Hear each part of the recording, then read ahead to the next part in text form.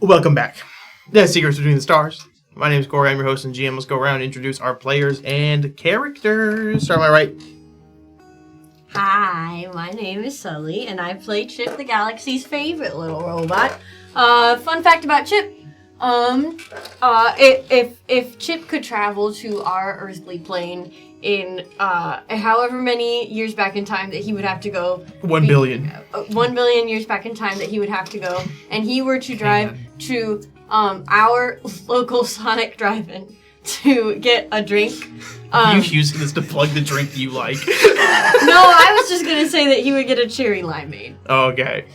But he would ask them to put whatever the blue syrup is in there just because he wants to see if it changes. I don't want to say names, but one of us in this room has recently developed a very strong taste for a specific drink at Sonic of their own creation.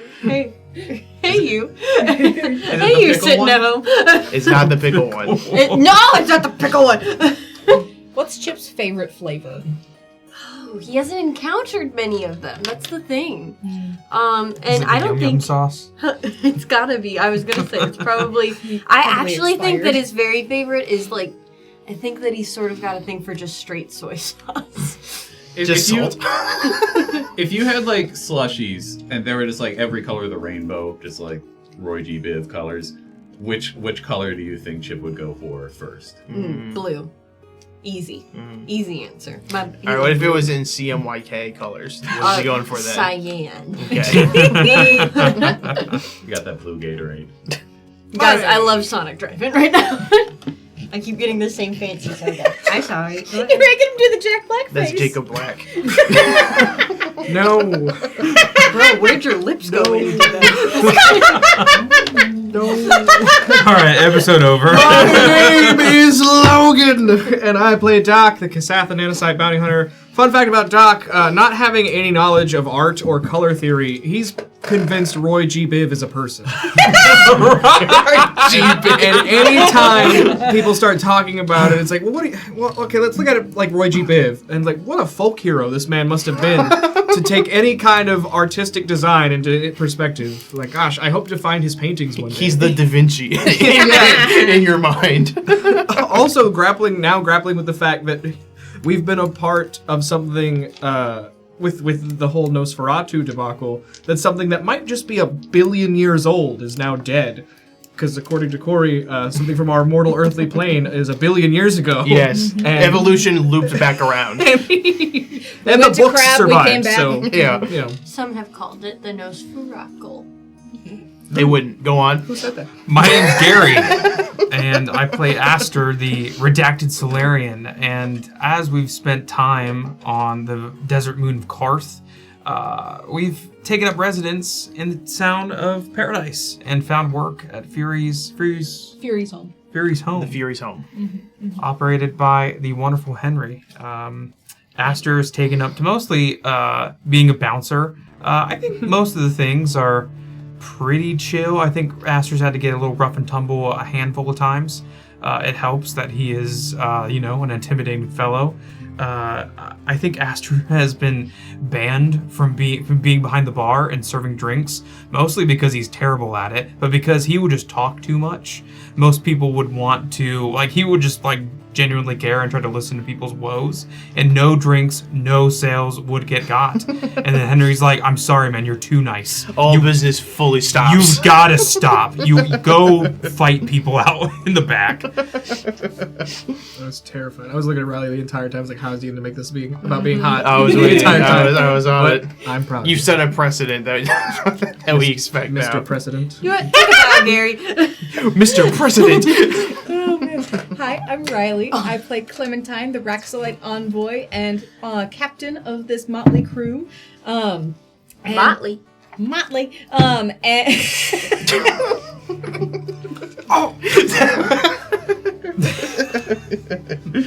and scene. All right, one more time.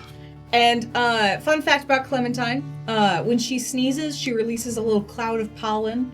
And I established before that she's allergic to human dander.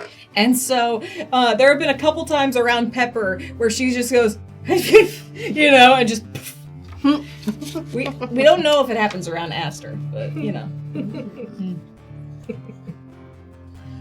I'm Marcus. I play Volley, the KL operative sniper. And the fun fact is that while we've been out in this desert moon of Karth, Volley has taken the opportunity to start collecting some of the cacti and succulents from around the area, and is starting to collect them in her room as a adding to her small little garden that she keeps. Where's she keeping it? In a room that she's staying in. Where specifically? Like under the bed? Like is it In a is it little like windowsill. displayed? Don't tell him. little- That's home security. Little Don't tell closet with a black light. I like to imagine it's being kept in, because I play volley actually. It'd be scattered around, so like maybe some along the windowsill, some up on the like a cabinet. I thought it'd be cute if you had taken a piece of the ship, and then you'd put the stuff in there. Mm-hmm. Yes, this would be a good idea if I had thought of it. A shame I didn't. Let me retcon how we walked through the desert. I carried apart Don't use your one cannon for this. Oh no! No, I'm saving that for the cannon. Oh. My name's Corey, I'm your host and GM. My fun fact is that Henry doesn't really like to drink that much. He's just not a fan of it. Not even Oh. water. Not like Thirsty? No, he doesn't like drinking anything. Let's get into it. Yeah. Last week, Nosferatu came back. The gang minus Chip, who was out shopping with Pepper, all went out and kind of did their own things, kind of hung out with each other. Doc noticed, though, that Nosferatu hasn't come back for his coffin quite yet. So I was asking around the town where everyone said Nosferatu, like the guy from the book. And he kept saying, I guess there's a book. Having gone to the library, seeing Nosferatu, checked it out himself, presumably. The gang goes outside. Aster does a "you good man" to Doc as he's rambling about this.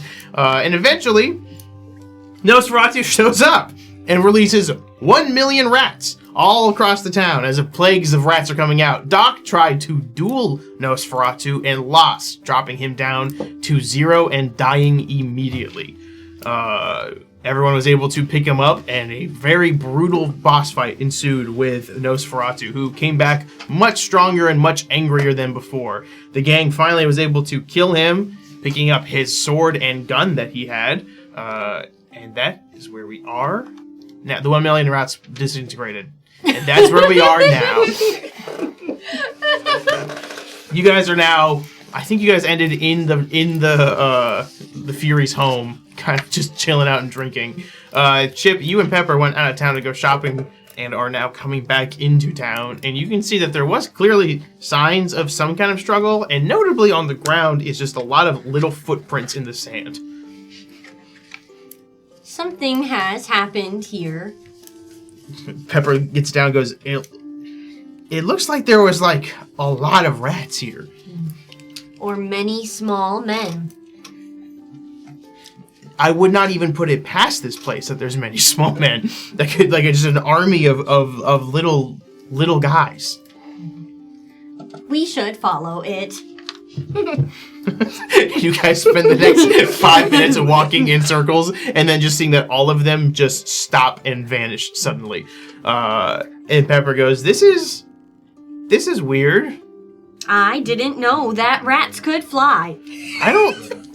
I was gonna say I don't think they can, but again, there's a guy walking around that can die and then come back. So like, a rat flying is the least surprising thing happening. This is an unprecedented scientific discovery. Should we ask someone? I don't know who we can ask. We only have a wizard. This is for us then, I think. This is our thing now. She grabs your hand. I don't think so. She's okay, well. Let's not make it that deep. Okay, well, I tried, but it's okay. Yeah, I'm gonna get a drink. Do you want any? Yes. Okay. Pepper walks in and you Chip behind, I assume. And they see you guys there looking worse for wear. Pepper goes, Hey! What's with all the little footmarks outside? Rats. Yeah, you're back. You missed rats and Chip, you remember that vampire guy? Nosferatu. Yeah, Oh, yeah. from the book. It says the whole bar in unison. Where everybody knows your name. There's a reputation brewing. He's a well-known vampire. Was. yeah. I don't really know what y'all did while I was being dragged through the desert, but he came back and brought 1 million rats to the town. I didn't know. I wasn't there for the desert either. I didn't know you guys fought Nosferatu. He jumped out of a coffin. His coffin was propped up against a cactus in the middle of the desert. Okay. And he popped out like, "You fell for my trap." What trap? Oh, no, in full fairness, one of us did fall for the trap. It's not much of a trap. His house was just there. That's just his house. Who fell for the trap? Now, Pepper, I'm gonna give you 3 guesses, and the first 2 don't count. Is that you, Chip? What? Did you fall for the trap? No. Are you lying? No. Do you make a deception check? I don't think so. Or bluff, rather.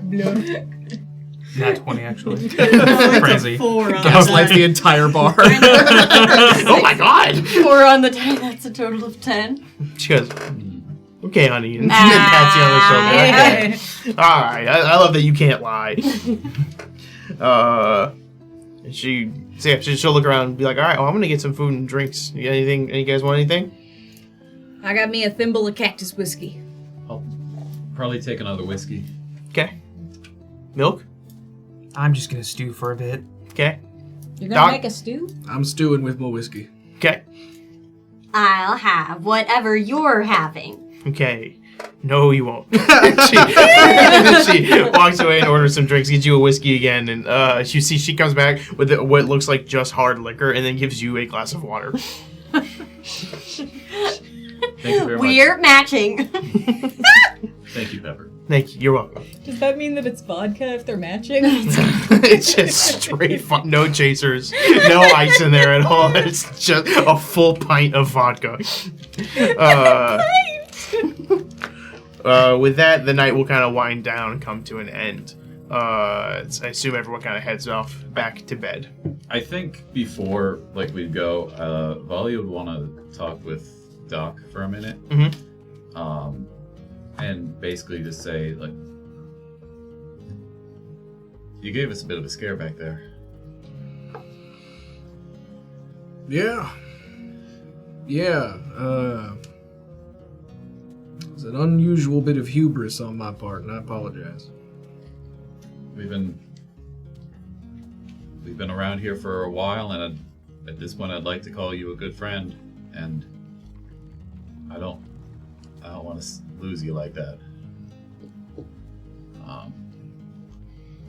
So I'd hope that your no killing rule could make sure it applies to you too. Certainly. Thing is, I would have killed him if I'd won that duel. Who might have knocked something out of creation what's been around for time untold and has one of the best-selling books of all time. But certainly appreciate y'all saving the skin. Glad you're still here. I'll show you something. Go right ahead. Doc will take Volley to the doctor's office, tell Tor good night. Thanks for watching the shop. Not Doc. Walking back to Doc's room, there is a wall that has a series of tally marks on it. And he'll take out his knife and put another mark down.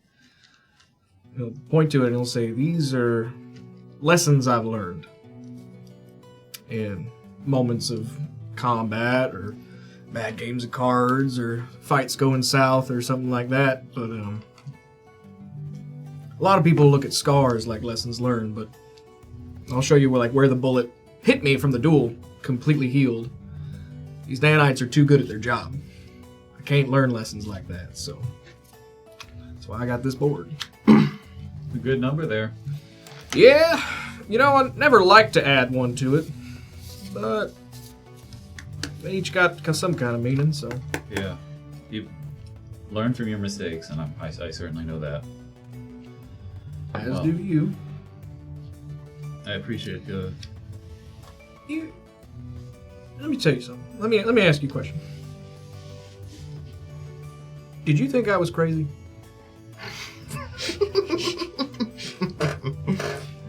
No. I All right. wouldn't call you crazy. All right. Not even for that. It's just that just felt impulsive, and we're here working as a team. We don't need to immediately go in on it. But... No, I meant about Nosferatu himself. Oh, about him. About him like existing and prowling the town, and I gotta tell you, I felt a little silly until he showed up. Things out here are so weird that I'm not sure I believed in them immediately, but I didn't really think you were crazy. I'll take it. If people had seen them, then had seen them. All right. I'll move to a much smaller section that just says Doc was right and put a italic mark. All right. All right. Ma'am? Oh, have a good night. You as well.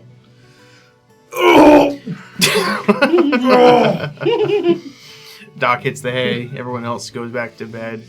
That night, everyone falls asleep. Gets some rest, and this is counting as an full 8 hours of rest. So you guys get all your stuff back. Chip, that night, as you're sleeping, for what is still a fairly new thing to you, as you're asleep, you find yourself kind of waking back up a little bit, but you're not in your room with Pepper. You are in what looks like a town. There's a cobble road underneath you. There's stone and clay and brick buildings surrounding you with ornate details that you've never seen before. The world seems to be under this blue haze almost, and there are people walking around, but instead of people, they look like smoke wisps. You can see the silhouette of a person within them, but they don't maintain a form long. It's when they stop to look like they're almost talking with each other for a moment, and they keep moving on, that they look like a person.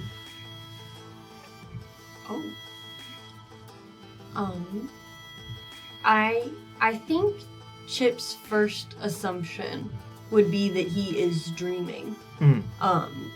Since he's super new to even being able to sleep at all. I don't even know if he would have necessarily encountered a dream yet. So I guess he would just sort of walk around, not too entirely bothered, maybe a little excited since he is actually conscious right now.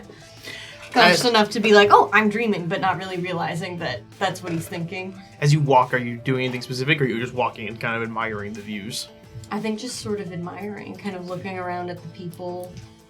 Just feeling sort of uninhibited. Again, not really occurring to him that if it was a dream, he wouldn't be able to be sitting there thinking oh my gosh, this is my first dream. Right. As you walk, what you notice is that these people aren't really forming, but there's some that are inside of buildings that seem to be a little more formed. They look similar to other species. It's you can't quite make out the details of a face. You can see the silhouette of a person, but you can't see what's happening on them. It's like that, but just for all kinds of species. But they seem to be specifically for ones that are behind counters, that are restocking shelves, that are, if you walk into a boutique, you see one person walk up and start measuring a woman immediately. It's these people, service workers almost. And as you walk in front of you, you see suddenly a blue woman appears, and with Cass's voice, she goes, "Chip, where are you? What is this?" God. Hey, don't just Cass or Cassandra is fine. We don't need to. My bad. We don't need to do that. I didn't want to be too informal. I'm currently in your stomach, so it's okay. It's fine. We can be a little casual with each other. What is this? And she's looking around everything. This is my first dream. She goes, okay. Look at this. I'm gonna run my hand through some of the smoky people. You do that, you see them just kind of go, and then keep going on around you. I'm so creative. And she looks around, and she goes, "No, wait, hang on a second." And she goes, "This isn't a dream. This is, how do I explain this?" And she goes, "Okay, look," and she kind of motions you over to a window of just like a general store, and you see there it is a counter back there with some stands that look like they have fruits in them that are just always kind of shifting. They're not quite, you can't make out, it looks like an apple for a moment, then kind of like it looks kind of like an apple, then a banana, then a pear. Like it's always just kind of shifting. But what's not shifting is the person behind the counter. There is one man you can see back there with a thick mustache and a cigar just sitting on the back of his, like sitting on his lips. He's completely bald. She goes, okay, do you see how everything in here is kind of shifting and altering, but that guy is still there? Yes. Okay. That's because people know that guy and recognize him. Think of this as you're in the general unconscious. This is where would passive ideas live, is here. This is the zeitgeist. What? It's the idea of the guy is back there. That's not him himself. That's what the people of this, wherever we are, that's how they think of him, is big guy, cigar smoking, bald. What people? The people of whatever that she gestures to this town, whatever this town is. Where do you know this town? No, I am dreaming. I have never been here. Okay. I don't know the town. I made it up. This isn't quite a dream. You're dream in a dreamlike state, but you're not literally dreaming. This is a real place. This is the physical manifestation of the idea of a place. I've been hypnotized. No, but I don't know how. You'd think you'd see it coming.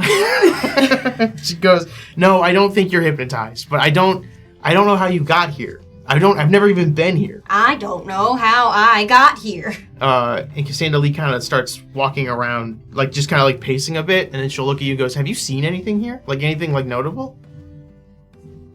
The apples in the stand. Okay. I liked how they looked.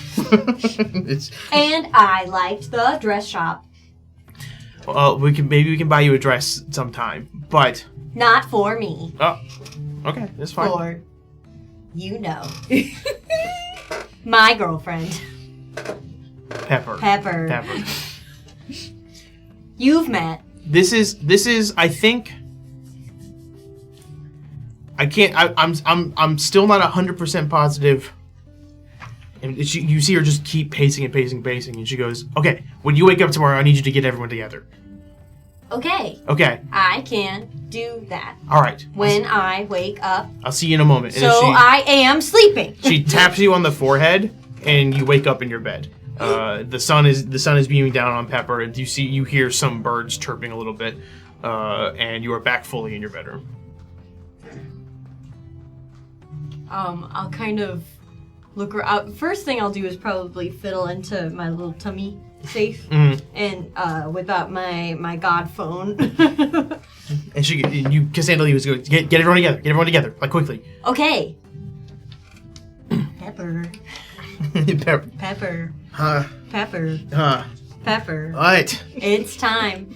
What? To What? wake What? up. Oh, my bad. Good morning, Pepper. Okay, hi, good morning. What? Hi. Mwah. Mwah. And she rolls back over to go back to sleep. No, wait, Pepper. What? We need to gather everybody. Okay. Why? God told me to. I had a dream. Come on, Pepper. She starts getting up and starts trying to gather everyone together. Here's your retainer. What? Do I need one? Where'd you get this? Good morning. I'm just gonna step out into the living space and start to collect the people who are at our sort of little kind of apartment place. All right, you start gathering everyone. You get Doc too. Mm-hmm. We need Doc. I'll go get him. And then I go get Doc. All right, you get Doc. Gather everyone in the living room. And Cassandra Lee goes, okay. From her crystal, you hear her say, okay, so Chip made kind of an incredible discovery last night of a realm between realms. It's like the space between like the material plane and the dreamscape. It is like the general subconscious made manifest. I was able to locate where Bry my other part is. All I can tell is that they are far, far, far, far west. I can't give a specific. That was the best I could find with what we had. But I can tell that she's somewhere kind of populated. So I think if we use Chip to go in to this general subconscious, then we might be able to find clues as to where they are without having to travel across the entire moon to find them. 'Cause it's my dream. Your dream to find her? I dreamed of a town with lots of wispy people, Is that where Bry is? and that space must be this zeitgeist. Gesundheit. I can't sneeze. Oh yeah, sorry, I'm still half asleep. But, We don't need to worry about that but this is, ever. this realm that Chip stumbled upon, how would we be able to find a physical? Are they an object? So, they have a vessel like I do of this gem. The most I can tell is their gem seems to be split somehow. They're kind of. I got 2 readings for where Bry was, but it didn't make sense. But how would we be able to find a gem in a realm between the real world? We need to find it in the real world, don't we? The idea of the gem would be in there. So if you can find, this is a notable gem. If you went to where Mun was keeping me, then you would have seen the idea of this gem there because there's a point of power. If we go it's better to go in these general areas in this unconscious to try to find these points rather than have to travel all the way out there and try to find it ourselves. We can confirm its general area at the very least. So it would have to be something that has been essentially hiding in plain sight. Right. Now, you want us to go on foot, or you want us to go in our dreams? We'll go on dreams first. Okay. We'll go into the subconscious. Everyone will just need to sleep together tonight. And when Chip falls asleep, I'll be able to transfer all of our unconsciousness with him into this land, into this landscape. All right. I will warn you, I've not done this before because I thought this place was just kind of a place of legend.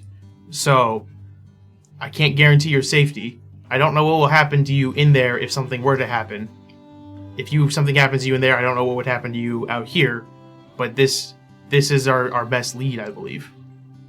So it's are we gonna be in people's minds or just the representation of places? Cause The representation of places. all right. As long as we stay out of minds. This seems to have escalated quickly, especially for my first ever dream. This was one hell of a dream. I didn't know I was so good at it. Add it to the list. Congratulations. Did you tell us about didn't you have dreams with the guy who gave you like the ARM or hard drive stuff? Hasn't Hey, your friend? father, right? You called him your dad? Oh, I went to the White Room. And I saw my dad there. Okay. But never while I was sleeping. I only started sleeping recently. It's a new skill. Oh, it was more like the sword phone, right? When he got a call on his sword? Yes. Yeah. Actually, Okay, yes. Okay. You see, now I'm starting to get it when Oh, you brought it now- like now. that. Okay. The White Room. The room you appear in, and it's white. Mine was a lot scarier with chains, and it was terrifying. Mine is white with my dad there. Yeah, if a sword calls you, don't answer. I've answered enough phones lately. Oh, yeah. So, I guess, are we going to be limited by how long we can sleep, or do we need to have somebody watch us as we sleep? Pepper goes, I can watch you guys while you sleep. If you guys just sleep in, she kind of points to this like big empty living room. If you guys just kind of sleep in here with some cots, I can watch over. Sleepover. Fun. All right. Sounds good. Can I make a medicine check to see if Astra is ready for out of office care? Yeah. If she can be moved to like the house with everybody. Right? Yeah. Natural 20. Yes. Yeah, she's great. She's in she's been in good condition. It seems like she's just been staying there because she doesn't have any place to stay. Yeah. So she's just been kind of crashing in her old medical bay, essentially. Well, I reckon we should. I have a fair number of new credits. I think I can commission a bed for the new place, and then we can have a welcome home Astra sleepover to commemorate our little journey. That'd be very nice. Yeah. Yeah. Could you make more of that? What was it? Potato salad? I can make more potato. It's a matter of finding the gotta find potatoes. But if we potatoes, find yeah. the potato, I can make a potato salad. All right. Hope Potato Joe blows through town. Potato Joe. Cass, I guess, do you think there's anything we have to be worried about? Or do we have to have a way to wake ourselves up? You should be able to wake yourselves up. You know how in your dream you'll tend to have it'll run its course. You can kind of tell when there's the beginning and the end of a dream. It'll be similar to that from what I can tell. When I was physically in there with Chip, I was able to wake him up, but I don't think I'm going to be able to get all of you in there and then myself as well. So you should be able to, but if things go too bad, then Pepper can presumably just shake you guys awake. And if you're not going to be able to go in there with us, then how would we even know if we found these pieces? I can dictate it to one of you, so you can draw out what the crystal looks like, so you'll know what to look for. Let's use the printer. Yeah. Yeah. And Cassandra will describe. It's a crystal similar to the one that she has that has very ornate styles on it, but it's a completely red gem instead of the blue that is on hers. Okay, I'm gonna pull up MS Paint on my computer. Microspace paint. I will need someone to transcribe. It is hard for me to do upside down. I got it. I gotta tell you, I am plum awful with computers. Are you like the god of computers? You can't just like transfer the entire... I'm like the god of AI. I'm the god of he's thinking, and then So if she made an image, it would be weirdly smooth, and all the fingers would be just wrong. really hands big are wrong. hands. Yeah. The depth perception would be. I just can't figure that part out There yet. would be like crazy levels of saturation. Yeah. But you can't just send him the image file. No, I don't. Well, I don't have an image file. But if you guys drew a bunch of things and then gave it to me, then I could probably try to recreate it a little Steal better. my art. Now we're all going to try to do our best at art. Oh my god. No, it's ethical because I asked, so it's okay. Yeah, I mean, it's not like I was gonna get paid for this anyway. What about exposure? Not in this town. Anyway, we made our stance pretty clear on something recently, so you guys will have a day to yourselves before you go into this this pseudo dreamscape. Do you have anything you would like to do in this time? Just to start off, I'm going to roll my 2 dice for the Absolutely. 16 and a 5. So I'm going to write those down. Very nice. What, do you know why he does that now?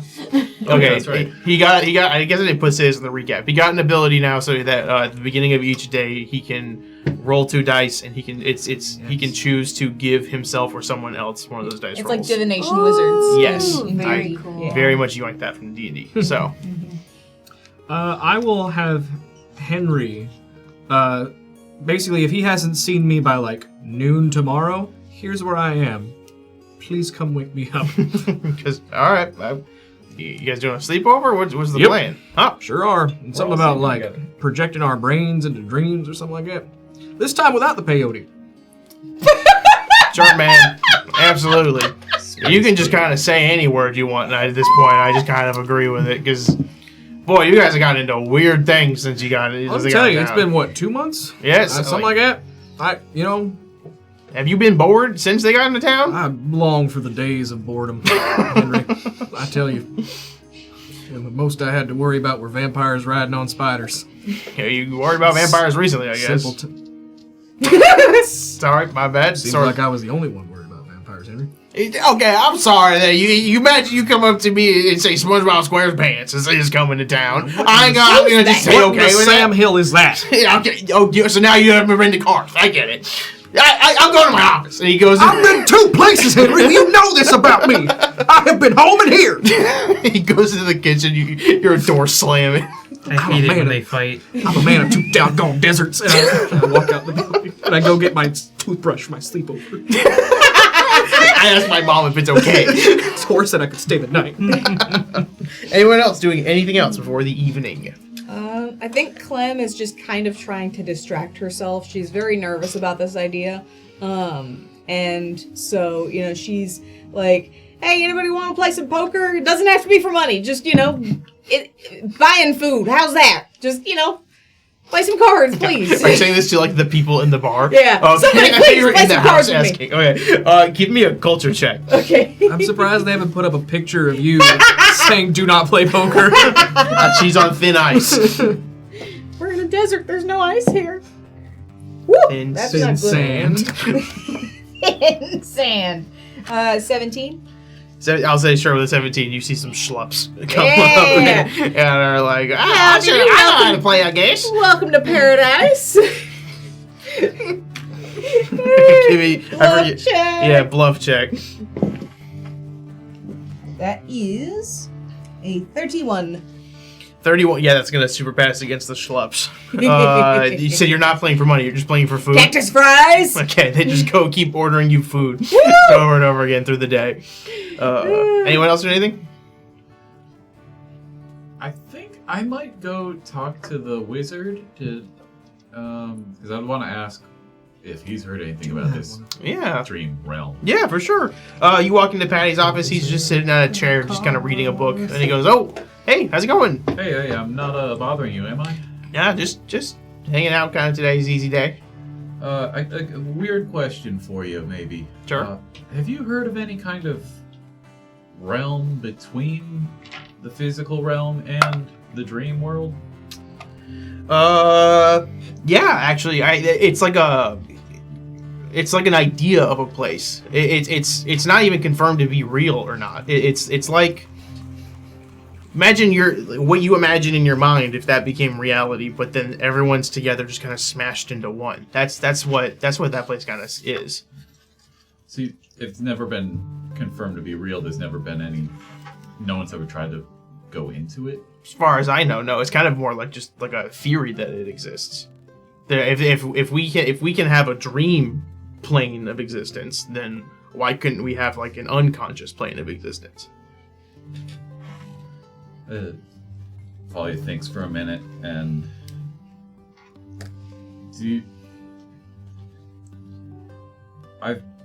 it sounds like we're going to be trying to access that, as crazy as that might sound. You guys do the most insane things constantly in this town. I'd love to hear a wizard say that. You asked me about a curse 2 days ago. Obviously, no one's ever done it before, but can you think of any risks of going into a place like that? Anything we need to prepare ourselves for? So, what I know, what the theories are, is that there's no actual living creatures in there. Like, there's no, like, you don't need to worry about, like, the unconscious bear jumping out at you or something like that. But if there is a memory of a predominantly volatile moment, then those memories can kind of just play on repeat over and over and over again. So if, like, you guys were to go to here, like in this hypothetical place, you probably would see a lot of rats running around it because of what just happened last night. Or you might even see a Nosferatu type of figure appearing up there. But it wouldn't quite be Nosferatu, but it kind of would be. It's like you would just see these, what people remember from that moment and what they think the intent of these things are would like be acting on those intents. The sum or the average of what everybody around is. Right, great way of saying that. Yes. Okay. Well, thank you for your help, Patty. Of course. If you don't hear from any of us, we're stuck there. Please get us out. Okay. Goodbye. Okay, goodbye. You say as he a theoretical place that he thinks. We've officially weirded out the magic man. I think I've counted 4 things of like, have you ever heard about this? Well, it's never been confirmed. Well, I'm here to confirm it. That we've done 2 patties since the crew arrived here. You guys are discovering so many magical things to him. You ever heard of the Baylor? He's real. Last calls. Anything else? Do you have anything? If not, Okay. Pop off, Queen. Okay. okay. I think that getting closer and closer to time, Chip would just want to spend some remaining time with Pepper, and I think that he would like to take her out to just sort of watch the sun go down, watching the time that they have together before we're going to do this sort of dwindle away. Just sort of sitting there talking for hours, starting with him sort of like absentmindedly like tracing her hand, and eventually she's resting her head in his lap to get a little cushion. Just like sort of tracing her face as she's laughing, lifting his finger for a second and talking for hours. And eventually he'll just look down at her and say, I think I could spend ages writing code to reconstruct your face. Thank you. Then I could bring you with me. That'd be very sweet. But I would like to just go with you to places too. You don't have to make a fake me. I suppose that is true. It makes me worried, though.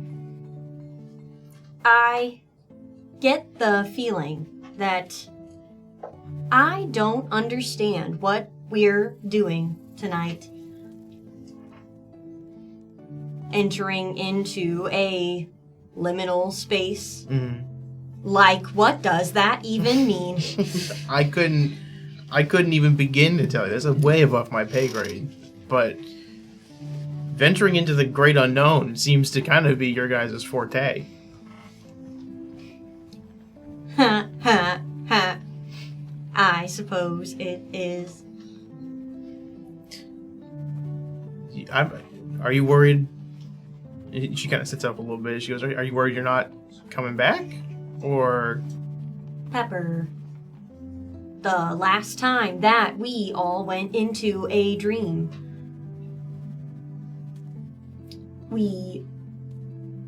I almost didn't make it out.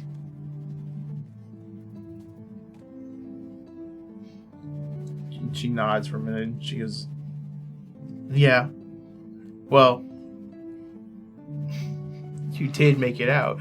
And not to toot my own horn, and she kind of like elbows you a little bit. I'll squeeze her. She elbows you a little bit, toot toot. That I was there to get you out. And I'll be right out here again, waiting to pull you out if anything bad happens. So you are going in alone, technically, but you're not going to be completely alone. You're always good for that. I always have your back. I feel like we never get long enough. I know. There seems to just always be something. I'm sorry about that. She laughs. It's okay. It's not your fault. That's our line of work for a long time was that. That's just kind of how life goes. But once whatever's over, whatever happens, then I think we'll have plenty of time together. Whether it be even... Hey, universe ends. We have to go somewhere, right?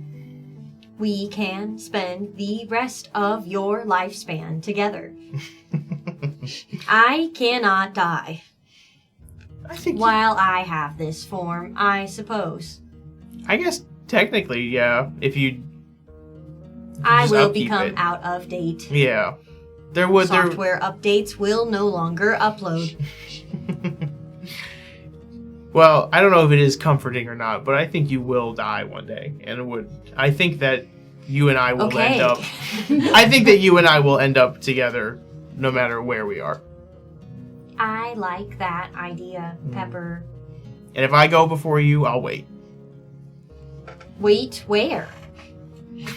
The boneyard, I think. I'm not entirely sure. I've never really gotten into much about what happens to us after we die or anything like that, but I think it's the boneyard is where we go. Let's not think about it Let's too not. hard. Wherever it is, I'm waiting. The sentiment was sweet enough on its own. Thank you. I love you, I love Pepper. you. I love you so much. And she puts her head back down in your lap and continues watching the sunset. Sun sets on a nice evening. The moon begins to rise. As it's showtime, fellas. Do you have anything else you want to do, by the way? You were the last one. I was gonna. Go ahead. Yeah. It's not showtime, I lied. We could say it's almost showtime. It's this, almost this would showtime. actually, yeah. I imagine Aster is hearing about how when they returned from their adventures out in the desert and hearing about how Aster helped fend off some bad people from the town, and from Doc's estimations, doing a ton better. Aster wants to try and train with Astra for the first time, probably since they were in Pantheon together. Where are you guys doing this training at? Probably a bit of ways away from town, maybe like half a mile or so. Okay. You guys kind of head out there. Did you tell her that you're going to be training? Yeah. Okay. She goes, okay.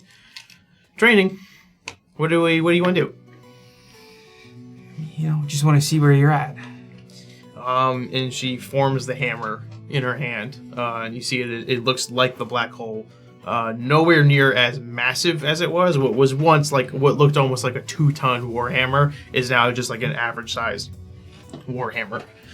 And she goes, I've still got that. And you see her do full twirls with everything, doing strikes in blocks the entire time with just complete passive knowledge. She goes, that's pretty trained in me. Yeah. Well, only one way to find out how you're doing.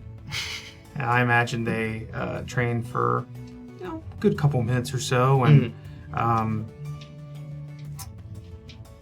they're just talking about, kind of shooting the breeze a little bit, talking about whatever, and eventually their last conversation about it didn't go as well as Aster had hoped, but as they're kind of in the midst of sparring back and forth, Aster will say, so I know you weren't as open to the idea when I first brought it up, but have you thought more about that kind of vision or whatever place we talked about? Because maybe with us going into the subconscious thing, that's where I went a few nights ago, and I saw that guy who talked about our mom. She's kind of like hitting you back. Like anytime you swing, she's able to block it with a hammer. If she tries to hit you with the pommel of the hammer, you're able to slide your sword down and catch it in that moment before it hits you. And this kind of pattern continues of you both equally blocking each other. And she goes, Aster, I'm going to be honest, I haven't thought about it even a little bit. I've been a little more preoccupied with life and what's happening directly in front of us than anything else. Aster's going to just kind of throw off the last hit and walk a couple feet and pace. He goes, why not? You see her like lean against her hammer for a second, and she goes, what good is it going to do?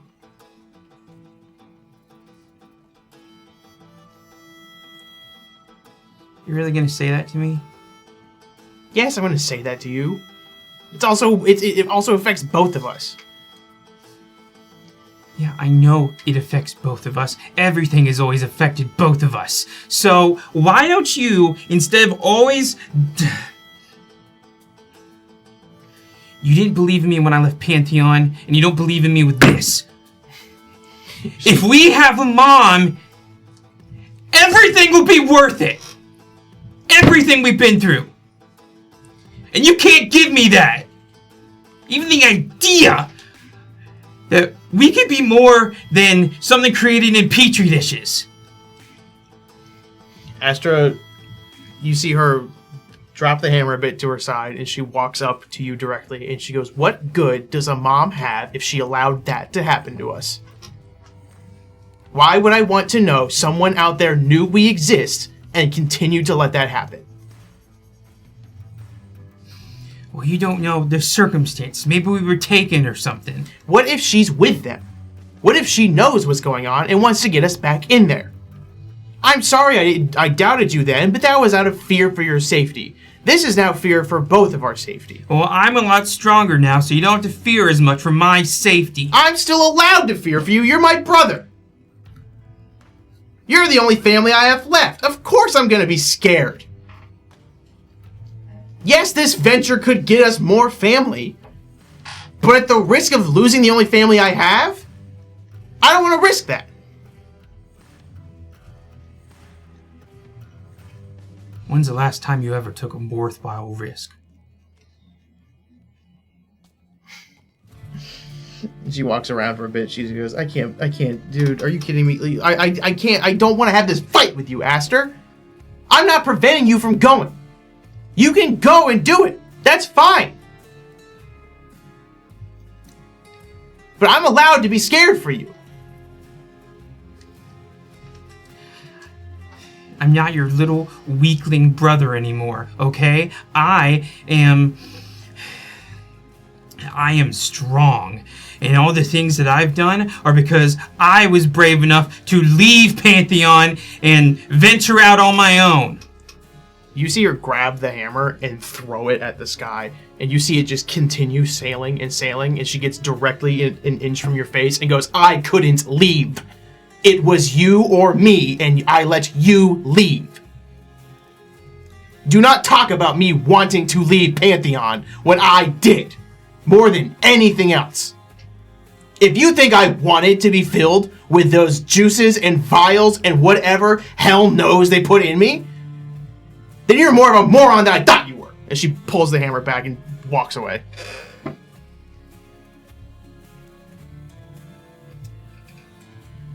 I fly right in front of her. And I throw my weapon in the air, not the hilt, but just my normal solar weapon into the air and go.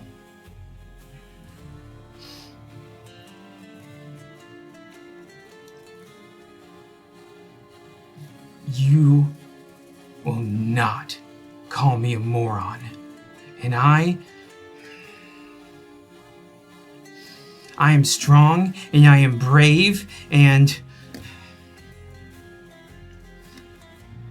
you don't have to worry about me like that anymore. I've come so far on my own.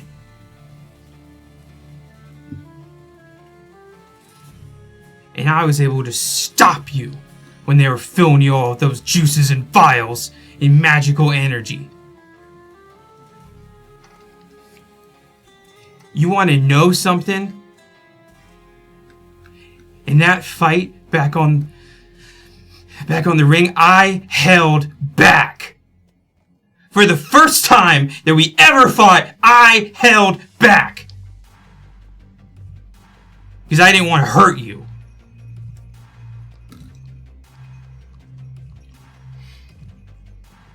You see her shoulders relax a bit, and you can just see she's absolutely seething. And she goes, Aster, you're strong. You're strong. You're a strong guy. This whole time we were fighting, I didn't hit you once. You blocked and parried every move that I was swinging at you. Is that what you want to hear?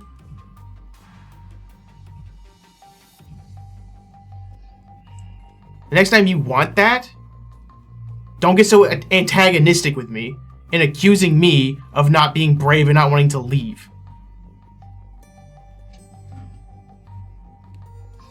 I get right in her face. If I'm a moron, you're a coward. And I walk off. You walk off? The night continues.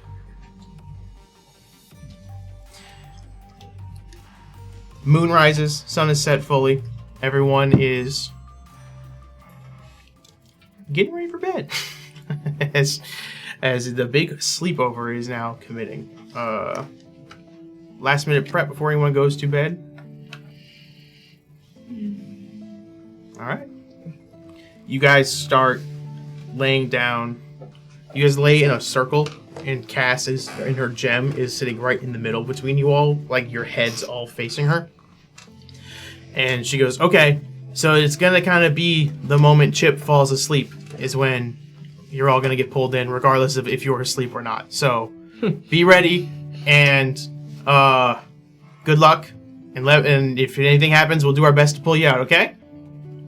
Okay. Okay. All right. Okay. Ma'am. Chip, feel free to take your time. It seems like I'd rather be asleep when you fall asleep. Okay. Sounds weird. You know, I always find I'm- that counting worms helps me go to sleep. You don't count spiders? No. Alright, good night, I'm everybody. gonna try to go to sleep now. Please. What is it, just like a sweat? Don't watch me. As everybody falls asleep, like is getting closer to sleep, Valia like opens her eyes and is like, psst, are you awake? Yes. Maybe want to tell spooky stories. Guys, stop. I'm focusing. If any of y'all put one of my hands in a cup of warm water, I will rain. Look, I don't care. You guys produce miracles every day. We won't use warm water. As we have warm milk coming. Chip could be a dang rice cooker for all I know. Guys, please, my God said I have to go to sleep first. It's a little weird when you say it. Like After a little bit of time, it's some more bickering back and forth. Chip falls asleep. And the moment he does, you all, whether you were asleep or not, feel yourself in either your dream or in this reality fall through the floor. And you feel yourself falling and falling for a moment. What I will need is all of you to roll me a d4. Oh. Oh. what's a D4? Yo, mama. No! Yeah! Alright, give me 1 sec here. Will it be in hell together? I didn't realize it's the bottom number. I don't like that. Yeah, Oh, one of that's them. weird when dice do Yeah. that. Ruined. Alright, what did everyone roll me? I got stuck in 2 ones over here. Oh, 3 ones! 3 1s, okay? So, I got 4. hang on 1 second Come here. on, Gary. I got a 2. Hang on 1 second, hang on 1 second, hang on 1 second. Alright. What? You got a 4. Hang on. So you got a 2. That puts you here. And then high or low? What? High or low? Just pick one? Just pick one. Hi. Okay. Hi. Hi. We've been on too many shows. We gotta. Gone forever. Alright. With that, things have begun. You guys have fallen asleep. You guys are now beginning your transition into this unconscious world of the general zeitgeist. And with that, before we hop in, we're going to take our 10-minute break. We'll be right back after a few minutes. If you're enjoying the show, stay in chat. We'll be back in just a little bit. If you're enjoying the show on YouTube, leave a like, comment, subscribe. It would be great help. We'll be back. See you guys.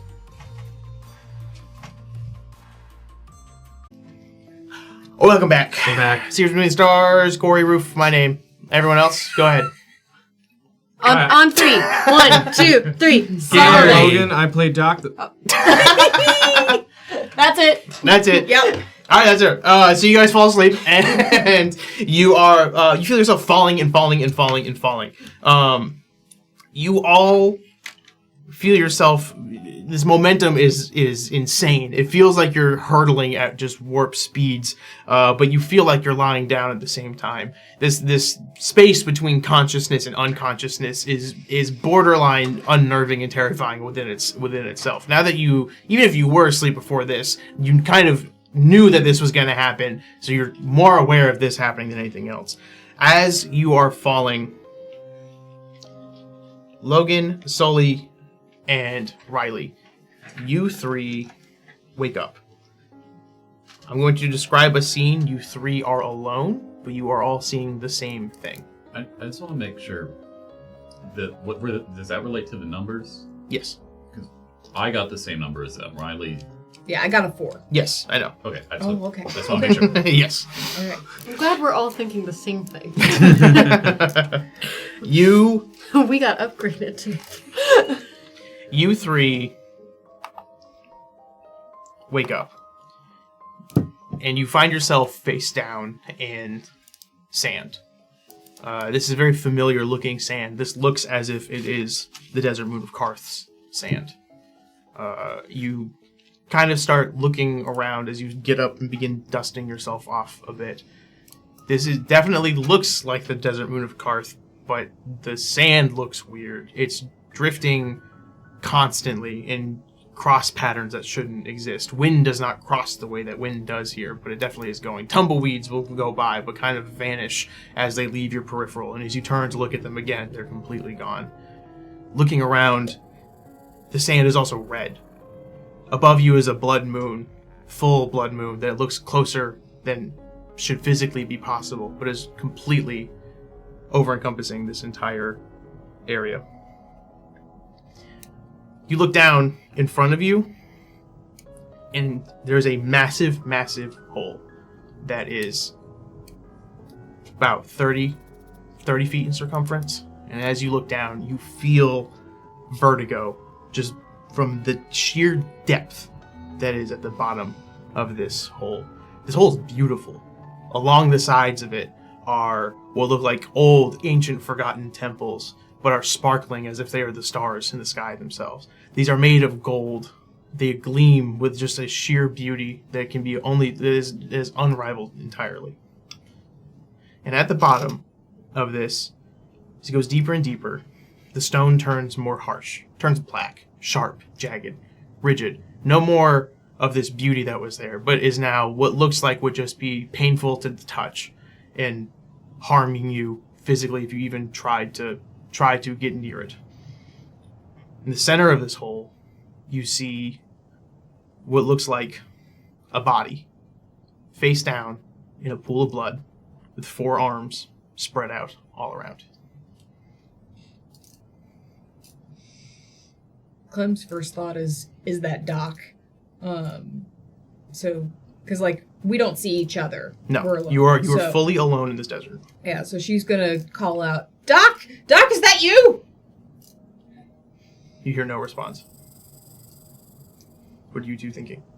I mean, I thought the same thing. I think that would be Chip's first instinct as well, and to similarly call out, trying to zoom in his lens to get a better look to assess the situation.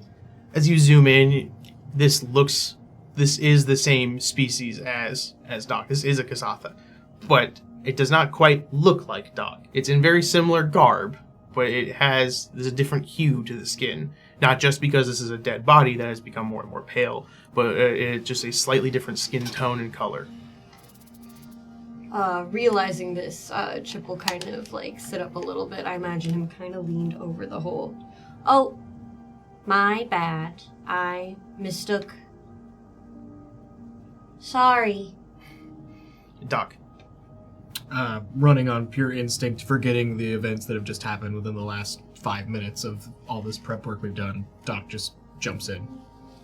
You begin to jump in, and as you jump over the event horizon of this hole, you feel the world shrink around you as you are, what should have taken you minutes and minutes and minutes of falling, takes you an instant, and you land solidly on your feet, and below you sits this corpse.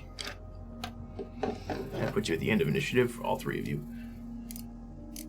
Oh. Aster, you wake up. You are sitting in a very familiar location. This is the CS Verity.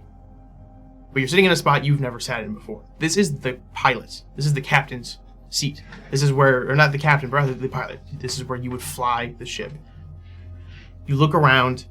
The engine is completely dead. There's no trying to turn anything. No, there's no responses, electrical or mechanical otherwise. And as you look up at the window, this is space. This is the depths of space. Getting closer to it, you see that there are no planets or moons or asteroids. There is no astrological signs anywhere.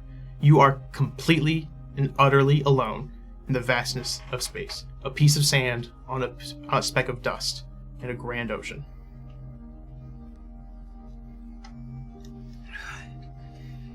Guys, are you here? And I get up from the chair and I start looking around for any of my crew. As you get up, you feel your hand slides a little bit, and looking down, you see that there is a mixture of both dust on this control panel as well as sand.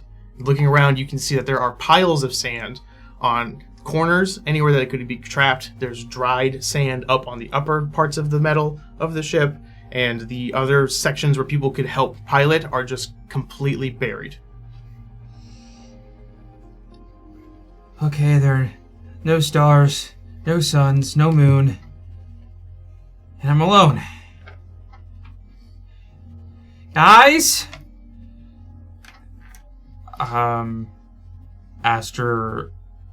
Aster's gonna go to his room to see if there's anything in there. You start hitting there. This puts you at the bottom of initiative as well. Marcus, Valia, you wake up and you're standing in this middle of this field. It is beautiful out here. It is grass, it is tall, it goes up to your chest. There is a crisp, clean air breezing through the wind. As you look around, you see that the tops of these grass are moving like waves in the ocean. This is completely a sense of peace. There's no stress, there's no one to stress about, there's nothing causing you stress here. This is just pure bliss as you stand out here. Valia looks around and for a moment lets this bliss flow over her as she looks around at this idyllic place that she's never been to before. Like, she had been in the farm that we kind of were in was sort of like that, but this is a true idyllic, peaceful scene that she can just smell the fresh air that she's never really had in living on the ring. Taking in the clean blue sky, listening to the field as the wind blows through it. And after that moment of peace, it starts to have that thought in the back of her mind of, like, how did I get here? You have that thought, and as you have that thought, you open your eyes and you see off on the horizon a bit is what looks like a small house made of wood, kind of like log, some of it planks. Looks like a house that would have been built by a family member generations ago.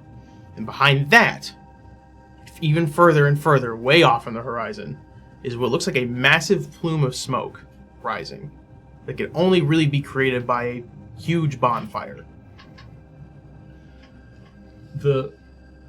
Seeing the smoke adds a weird, almost sense of balance to the world as Valia's seeing it, because before this, it was like a sense of cognitive dissonance of an idyllic, beautiful, peaceful area, and that doesn't sit right. Valia hasn't really been in a place where she can feel at peace and not feel like she's got to watch her back. And not necessarily knowing what's happening, but seeing the smoke actually makes her feel more peaceful, knowing that there's some sense of chaos. Something else is happening in this world around her that's not perfection. And she takes a deep breath again and starts walking toward that house at first. You walk towards that house, and as you approach it, you're approaching from the back. And you walk around towards the front. See that there's a small porch. This is a small 2-story house, 2-story adjacent. It looks like as if there's just one room upstairs. There's not like an entire extra floor. There's a porch out front with a couple of rocking chairs. and a small mailbox on the last step up of the 3 steps that has a mailbox that says the word orchard on it. As you walk into this house, you see that there is old furniture decorating the rooms, dusty picture frames holding images that can't be quite made out, and a fireplace roaring in each room. There's an upstairs that leads to a single bedroom, and looking down before you even walk up, you can see there's a sign on the door that says Rowan.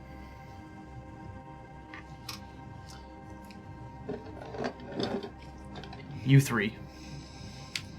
You 2 stand at the top of this pit. Just looking down, after a moment, the world warps around you, as if you just took one step down, as you are now at the bottom of this pit, surrounded by this complete darkness. You can see a Kasatha body sitting down. Now, all 3 of you would notice that there are bullet holes lining this body, and there is a constant flow of blood pouring out of it, almost like it's a fountain.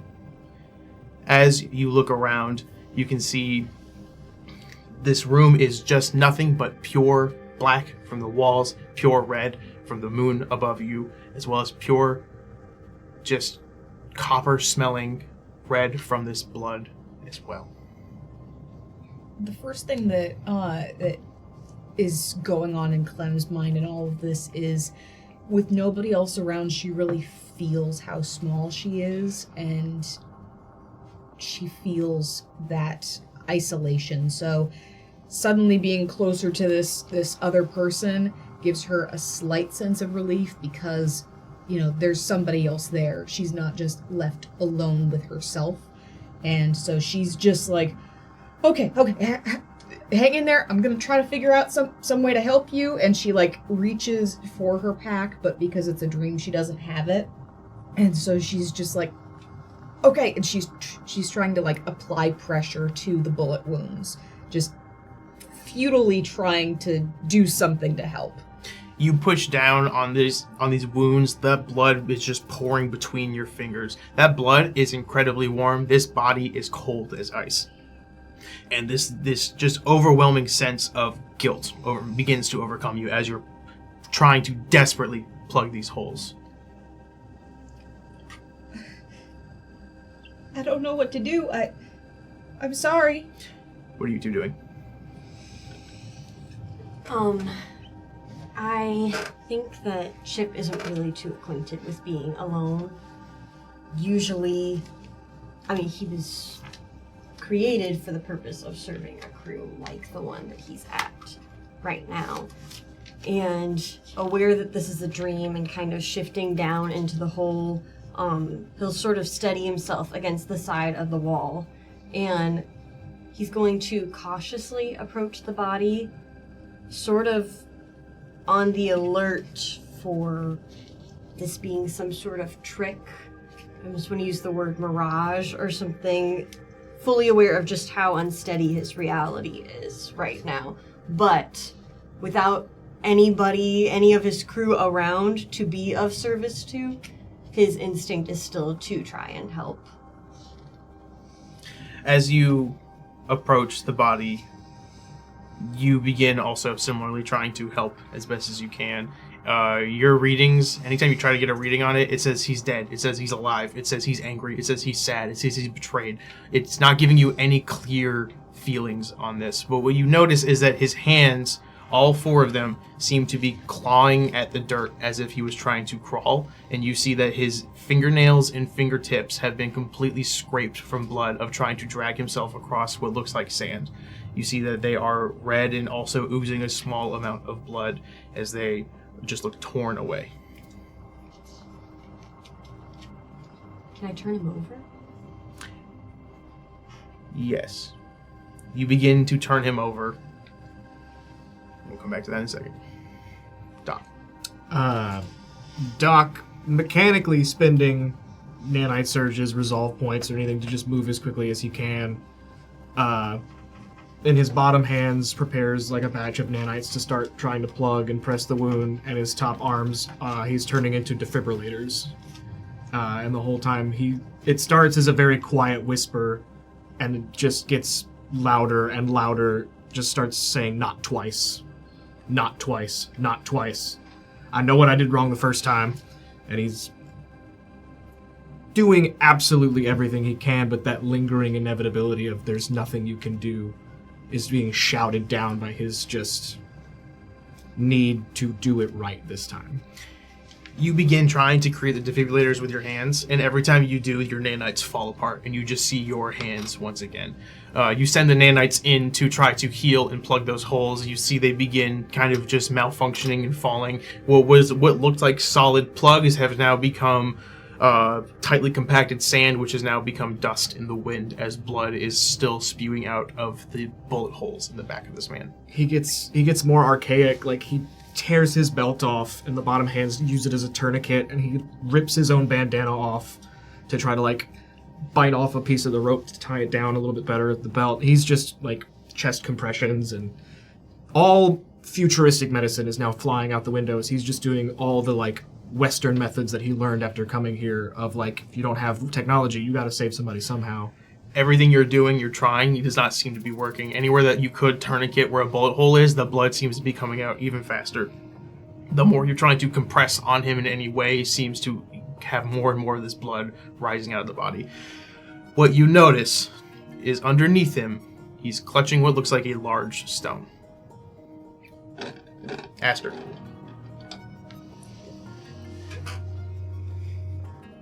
You begin to walk through the halls of this all-familiar ship, trying to go back to the bedroom that you know.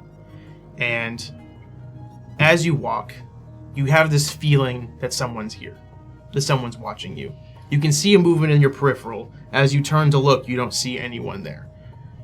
You can see what looks like a movement in a window, but as you approach it, there seems to be no signs of life anywhere. You're just floating in this empty void still. And as you walk through this hallway, you hear shuffling sounds that sound like they're coming from Gizmo's old bedroom. And behind it, you hear the voice of Chip. Sully, please flip over your card and read what is on it. Why didn't she land this? What do you do?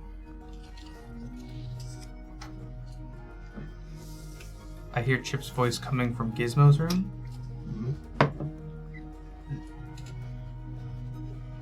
Aster has never... The fear of the unknown is more overtaken by curiosity of the unknown. Aster's always been an unknown to himself, to most people he meets. But he's also learned that the world isn't always a happy place. So, do I have my hilt in this dream? No. You have your moat, but you don't have your hilt. Then I'll reach up to the moat and form my solar weapon and very cautiously make my way to Gizmo's room. And as I'm about to open it, just kind of take a deep breath in. And I'm ready for anything as I open it. You open the door, and what you see is a room completely smashed to pieces. This is being crumpled in on itself. Outside of this window, you do not see space. You see sand, and there is sand rapidly pouring into this room through that. Looking around, you don't notice Chip at first, but then you notice that in that wall there is something odd smashed into it. That metal does not match that color of the wall normally. And getting closer and closer, you see that this is the mangled body of Chip. The lens in his eye has fully popped out. The screen is shattered fully. His arm is melded in on the wall as sand is pouring out of the hole in his stomach that he normally holds all of his little trinkets in.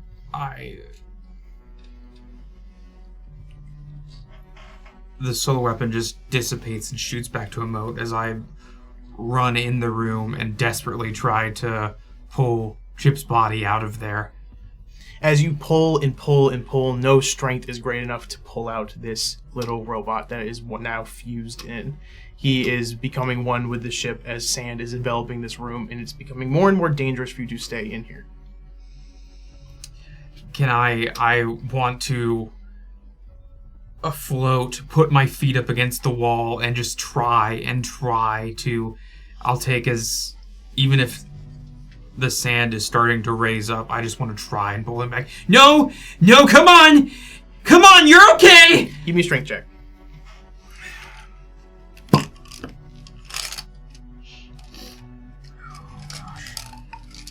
Just raw strength. Just raw strength. Raw strength. Okay. Give me athletics. I'll give you athletics. That's why that's getting stuck in backwards. Oh gosh, I'll take the roll though. 11 plus that's math. 32. 32. Even with the 32, you feel little pieces of him are beginning to come undone, but you are not able to get the full body out. And as you feel like you're getting some progress, there is a sense of somebody grabbing you on the back of your neck and yanking you out as you see this doorway forms around you in your peripherals, fully in your vision as it slams shut. And you are back in the hallway. No! I am going to turn up and immediately soul weapon drawn and look to see who pulled me. Valia. Do you enter the bedroom?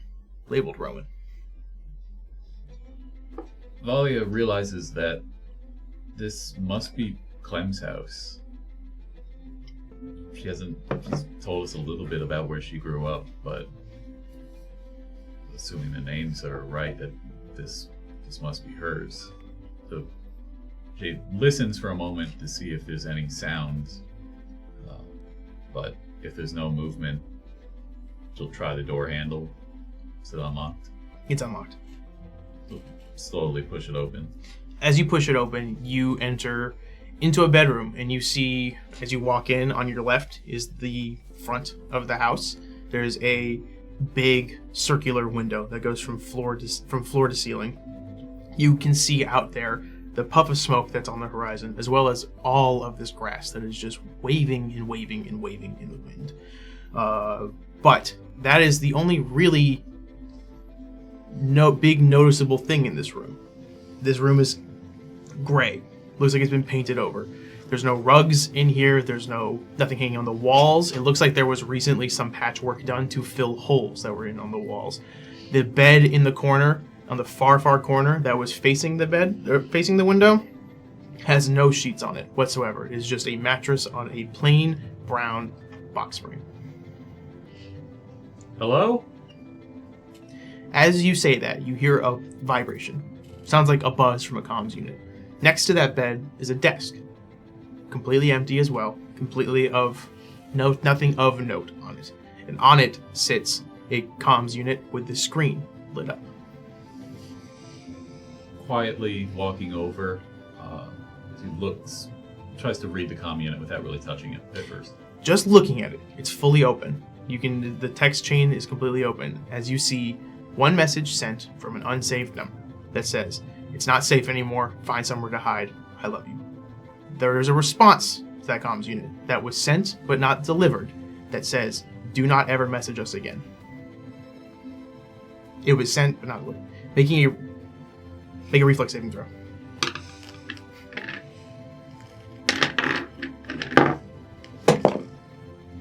It's a 17 plus, I got big numbers there, 13, so 30. With a 30, you feel the heat in this room begin rising as you turn around and you see that this entire room is engulfed in flames. Everything is burning. The window is beginning to look like it's melting almost. The rafters above are beginning to fall as if this has been fire burning for a long, long time. That reality shift quickly, just smacks Valia in the face, with quite literally. And she's caught off guard, but scrambles, just running toward the front door that she saw. You begin to run from the house. You three. Clem, as you're pressing on this body, you also notice that this body seems to be holding some sort of large rock. Chip, as you flip it over, you see that what he is holding is a tombstone. After kind of being able to pry the body from the tombstone a little bit, what you would all see is it says, "Here lies," and there is a name that looks like it has been scratched and broken and is completely unintelligible. Last name Danson. An innocent and tender soul that deserved a better and stronger family.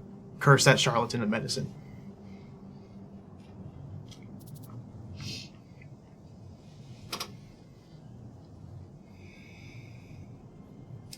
Chip is, I think, stunned. Still sort of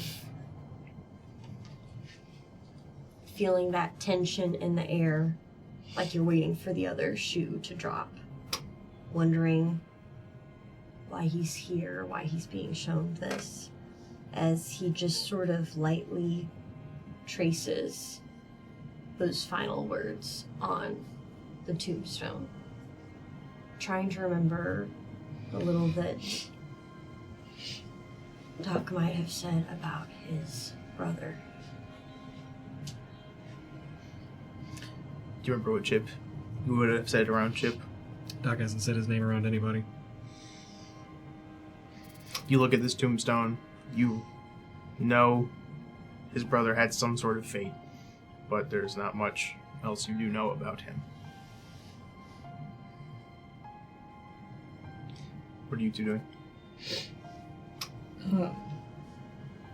Clem turns the body over, just trying to see if she can find anything about who this person was, because one of the biggest and scariest things for her is dying unknown and alone.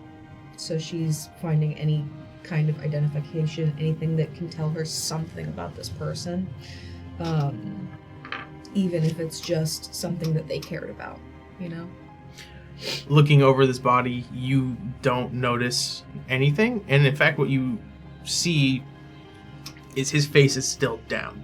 His face is now because you move the stone down in the sand. Trying to turn his face at all, it turns, you feel it shake rapidly and snap back in place in an inhumane way. She backs away. I'm sorry, and she just is at a complete loss for words. She's not a religious person, and so she wouldn't have the instinct to be like, you know, rest in peace or give any sort of rites. There would just be this hollowness, this silence as she sits there with the body and tries to offer some empathy for this fellow person with absolutely nothing to go on. And she just lays a hand on the body for a moment and she says, "Goodbye. It was, you know, I never knew you, but I hope you were a good person." Doc. Seeing what's written on the tombstone, Doc's immediate instinct is like anger, which just almost immediately falls away into sadness, and he like clutches the tombstone and looks down and tosses it away and kind of like bends down to bring up the body, and it's just Vilden. Your name was Vilden.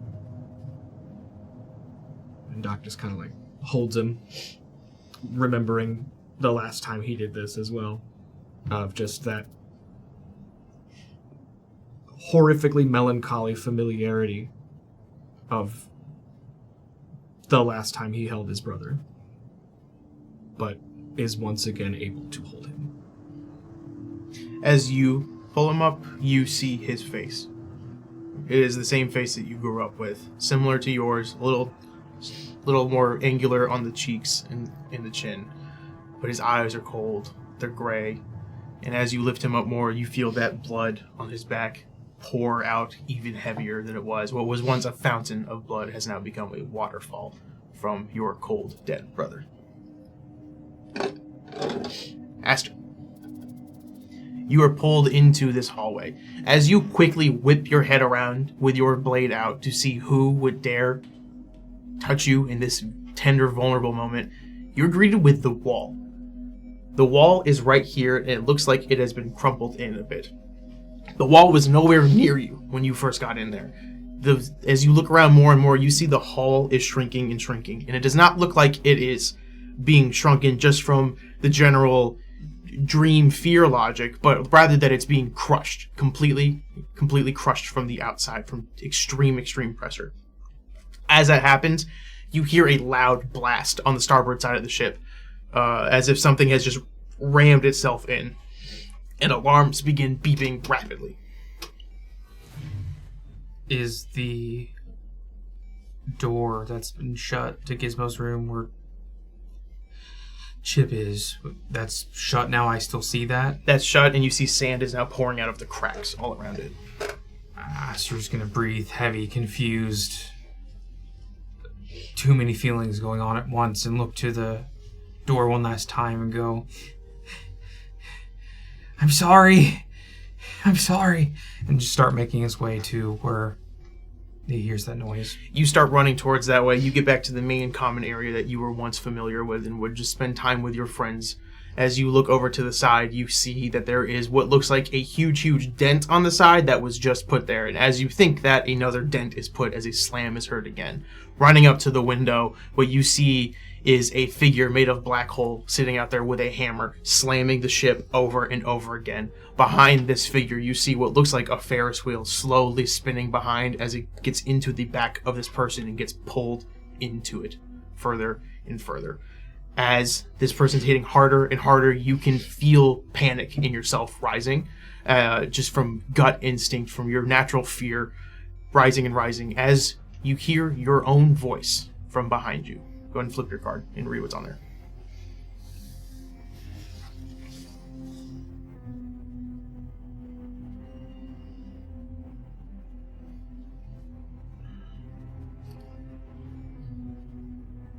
I would never count on someone so weak.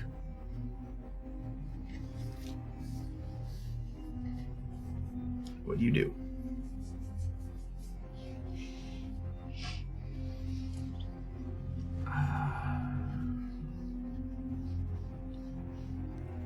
Aster almost drops his solar weapon, but he keeps it in his hand. And is there any way outside of the ship? Where was doors before is just solid wall now. And you see, looking around the ship more, you see more and more sand piling up. And the only clear way you can get anywhere that would not get you crushed immediately is back to the cockpit, where you see the hallway extending out with red sirens flashing and the alarms on the control panel beeping. Aster's gonna stumble his way to the cockpit. Valia. The structure of this house is fully collapsing around you. Heat is intensifying. The further down you go, you see that there is flames everywhere. There's no inch of this house not either completely burned, actively on fire, or scorched to nothing. The doorway is still there, directly in front of you. Valia runs forward, trying to bust through the door. You bust through the door with ease as the hinges completely come off from this charring frame. You tussle out, falling down the 3 stairs. As you stand up and kind of collect yourself, you turn around and you see you are much further away from the house than you were a moment ago. The flames are now fully engulfing this house as you see the back half of it has begun to collapse in, and smoke and plume is flying out. In the doorway that you just bust out of, you see what looks like silhouetted are 2 Raxalites standing, holding each other and waving at you. Give me a perception check. That's a 9 for a 34. With a 34, the only details you are able to make out are their very, very large smiles as they are waving over at you, but tears pouring down their face as the buildings collapse on them. As the frame collapses, you see them get crushed as the fires engulf all that was once in that house. Molly is still coughing from coming out of the fire and into this pasture.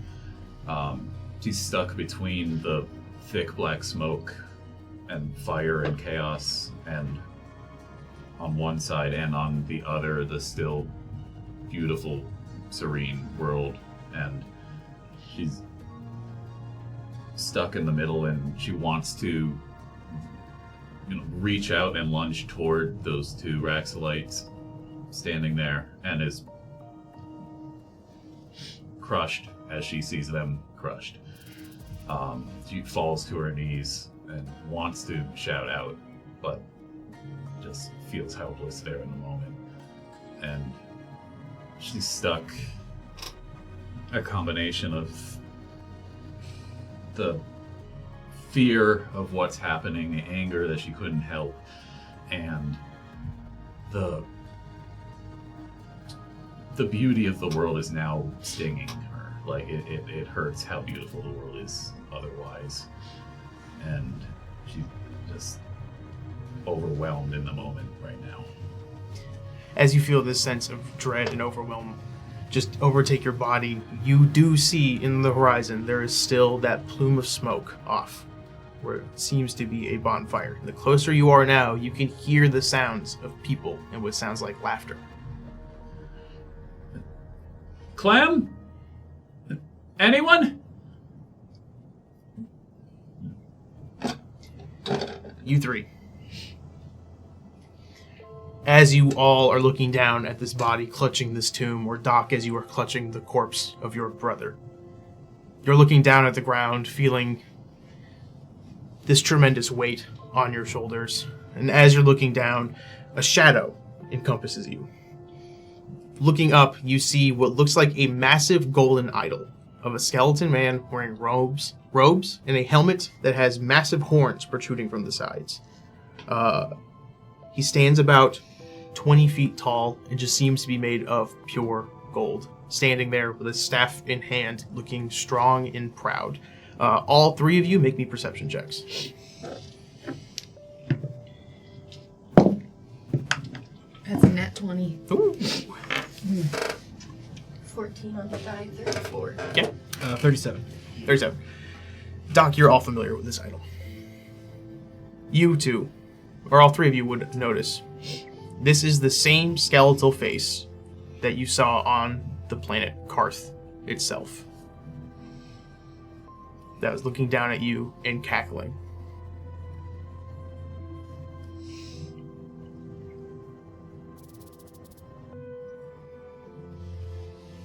Clem doesn't really know what it means for something like that to have an idol, feeling how sinister it was. Again, she's not a religious person, so she definitely doesn't understand why anyone would worship an evil being,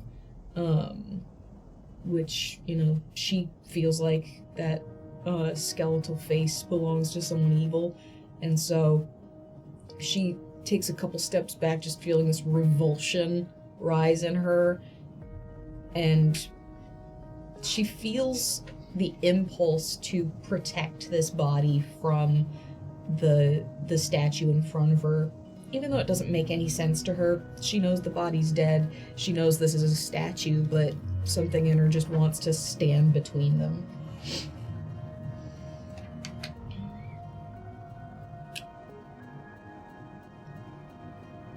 Feeling the shift in reality again as impossibly the circumstances around Chip and the setting changes again, presenting this idol. Chip would take another moment to steady himself, looking at the idol, back to the corpse on the floor, before cautiously approaching the idol and saying, Did you have something to do with this? Give me either a mysticism or an arcana check. Or no, I'm sorry, just mysticism. I read the wrong one. Nat 20. Yes. With the nat 20, as you say that, you feel this wave of malice emit from this. It is as if literally a wave of water has crashed into you. It almost looks like the dust around you has also been startled as it moves back.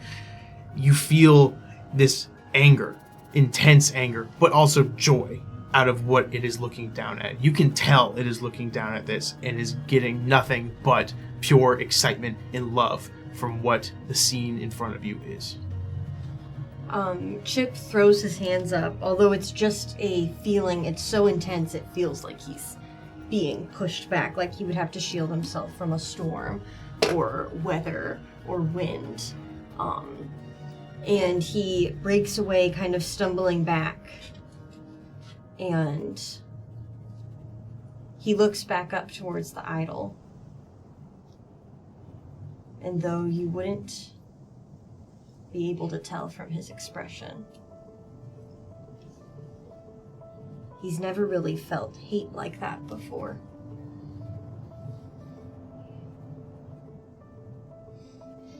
Doc. Making the connection of the skeletal face to the idol, several things just kind of click in Doc's mind, and he'll very gently set Vilden's body down. He'll stand up and turn to walk toward the idol. So it was you.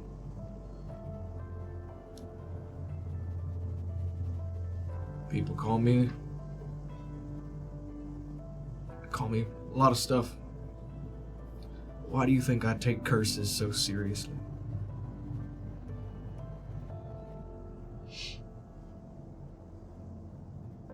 You done two things just now. You gave me an answer to an age-old question of why. And you showed me who there is left to forgive. Because I forgave myself a long time ago. I forgave those brothers a long time ago. And you know what? I forgive you. Ain't your fault. Look at you. Put up on some kind of pedestal, filled with all this anger and hate. I got nothing but pity, partner. So you can take that feeling of superiority, you can hit the road. As you say that, a wave similar hits you, but much more anger and pointed. This feels less like a wave, more like a punch to the throat, as this just pure rage and anger in this room focuses all on you. All three of you hear several gunshots from the top of the hole that you are in. And as you look up, you can see what look like two figures beginning to sway on the side as they begin to fall in. Aster, you are beginning to run towards the cockpit, feeling waves of guilt and fear. Running towards it, the hallway seems to keep getting longer and longer. Every time a red siren flashes, it looks like it extends. It goes dark, you can see the doorway for a second. Red siren flashes again, it goes longer and longer, and it seems like to be a room that goes on for eternity, wanting you to feel this guilt, this shame that is tied within all of this. As you are running, the farther you get, you see those silhouettes in your peripherals begin to move towards the actual center of your vision. And one of them is Doc. Once a red light flashes, you see him coated in shadow in the red light, looking directly at you. Flashes again, he's gone. This repeats over and over again as you hear him say,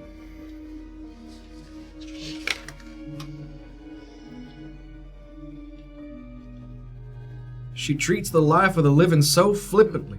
How do you know she even values you?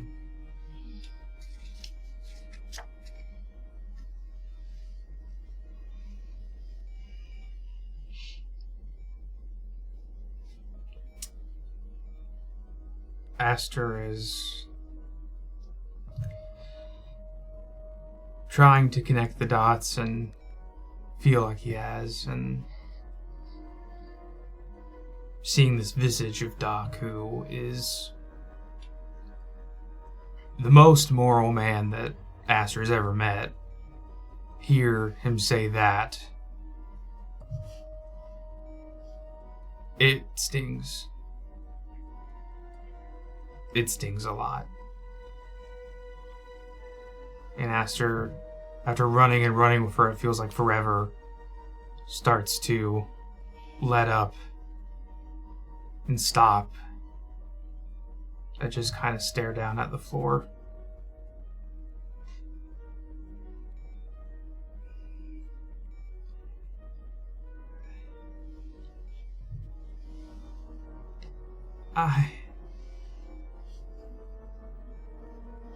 I'm trying my best, and she's trying her best, and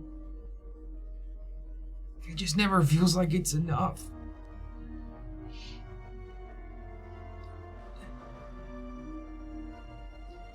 As you fall to your knees and give in to this sense of helplessness and self-loathing, you look up and that you see that you have put your knees plantly on the ground in the cockpit. And instead of the vastness of space in front of you, there's sand. And it looks as if you are sinking deeper and deeper and deeper. Valia, you begin walking towards this massive plume of smoke in the horizon. As you are approaching it, the first thing you notice is there is a massive, massive effigy of Clem, made entirely of straw and twine. This towers maybe dozens and dozens of feet in the air. In front of that, a good 20 feet, is this bonfire that's smoking and just piling like tons and tons of smoke into the sky. Looking around, you see that there are people all around. There are tables for catering. There are chairs and benches for people to sit in. There are drink stations. There are people dancing by the fire as some music is playing and having a joyous time. You hear them all laughing and talking amongst themselves. You're not quite able to comprehend what they are saying, but you can tell that they are having the best time of their lives. Make me a culture check. That's a 4 on the die for a 15. A 15, these just seem like random people. These do not seem like there's no notable people around you at all. These are just random faces in a crowd. As Volley was running up to here, she had already wanted to fight. She wanted to fight something, but felt helpless when she saw the fire collapse, and she ran away. She gave into the flight instinct instead. And as she comes up and sees this whole scene, it feels like a stabbing pain as she sends shivers down her spine. Just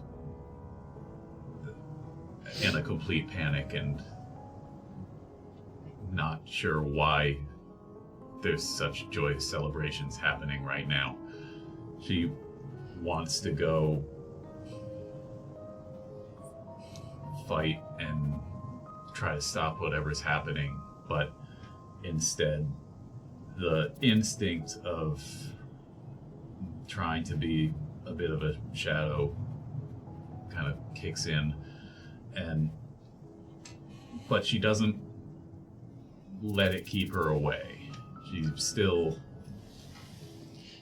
running through the crowds, trying to get closer, but in a way that if someone were to see her, she'd still just kind of look like a blur moving past.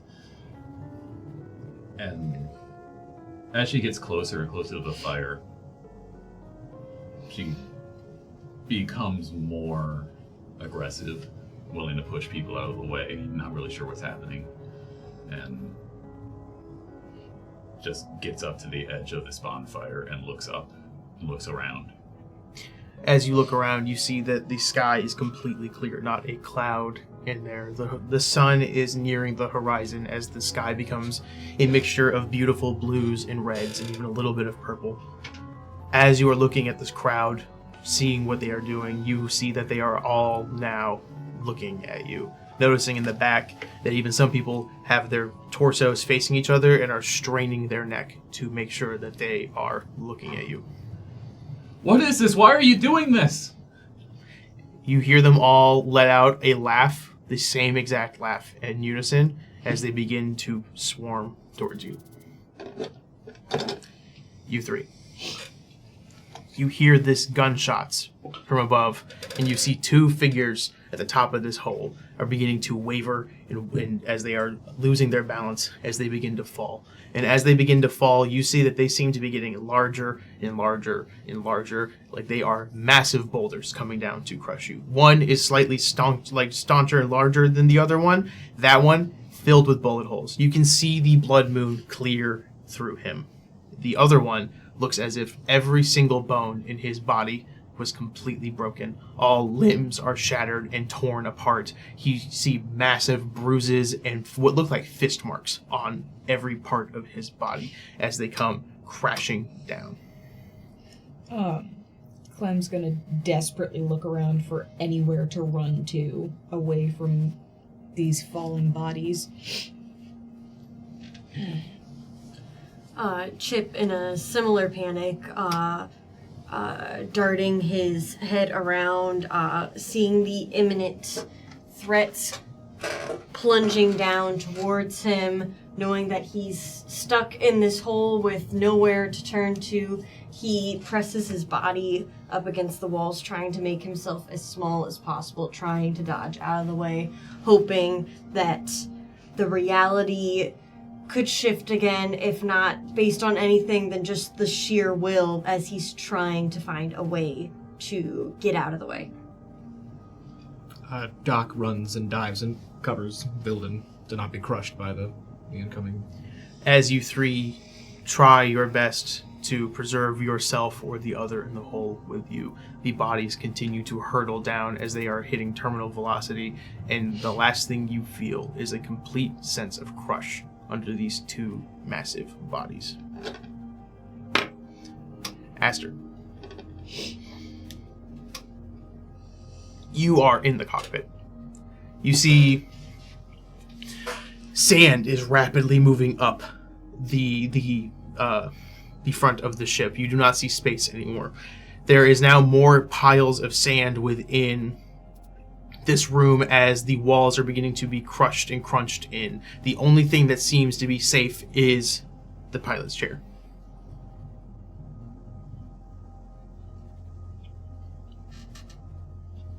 Aster is just sitting there in silence for a long time.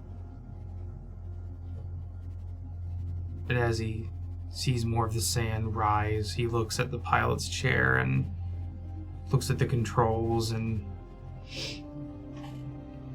wonders if there's anything he could do. You go to the pilot's chair and you sit down.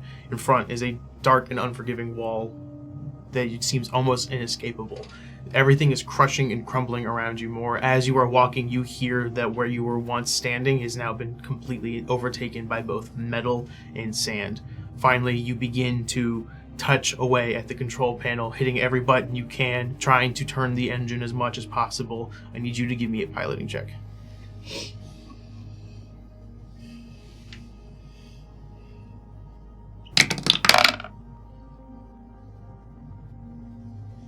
That is a 22.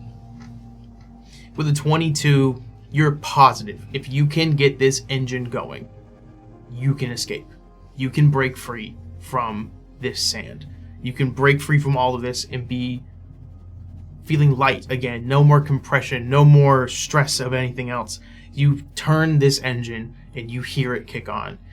As this kicks on, you feel the entire cockpit begin to uncrumple. The sand is leaving the area. There's less and less dust on you. As you hit the ignition and begin to take off, the sand in front parts ways, and you are back in the full cosmos. You can see the beautiful sky. You can see stars and planets, and you can see all of the gorgeous colors that come with it. But as you are approaching the atmosphere, you feel that engine shuts off once again. And you feel yourself beginning to careen back down towards the ground, even more rapid, and with the sand giving a more vile and menace feeling. You look around in a panic, just trying to do anything you can to survive this, and as you do, you look to your right, and you lock eyes with Clementine, sitting in the captain's chair, as she says to you, I thought I could rely on you.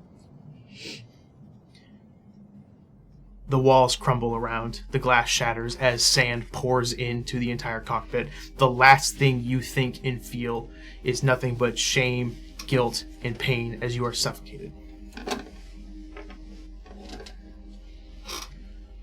Valia. Every person has begun laughing at you and moving towards you. This sense of being so perceived is nothing more, one of the worst things that you could possibly feel, as every person here grabs you at each limb and lifts you up over their heads. You try to squirm as much as you can, but they are unforgiving. Let me go. Put me down. There's somebody. The house is burned down. There's people dead. As you are carried over, they're bringing you to this massive effigy of Clem. They get to the base of her where her dress is, and they part it like a curtain. Inside, you see that it is actually on a cart. Inside of this cart, in the middle of it, is a chair. This chair has straps to it that go around the arms and the legs. No, stop. They begin to pull you in closer. The further you in, the darker it goes. It is almost hard to see your face as you feel yourself get thrown into this chair. Squirming does nothing, as anytime you move your arm, a dozen hands are there to push it back in place as these straps are put on. You feel yourself get locked into this chair completely as they put a gag around your mouth. Completely helpless and screaming, and the world is just closing in. Darkness that's not as a kind of darkness that Valia is used to. This, as though the lights of people's eyes are themselves shining shadow on her, and it's hard to see. It's overwhelming as she's just crying and helpless, completely and utterly helpless, and not sure what to do, and thinking about Clem, but trying to figure out how to get out, and being completely unable to do anything. Feeling that sense of hopelessness, you are looking around trying to find anything, and after what feels like an eternity, you feel the entire cart lurch a bit and then begins to slowly move forward. As you feel that, you look around as the heat begins to rise in the room as well, and where directly in front from where you came in bursts into flames as this effigy is being pulled into the bonfire. You feel the floor underneath you that is made of nothing but wood is getting hotter and hotter. The ground is becoming closer to charcoal as your shoes even begin to melt from this extreme heat. The flames begin to rise above you as they travel towards the top of this effigy.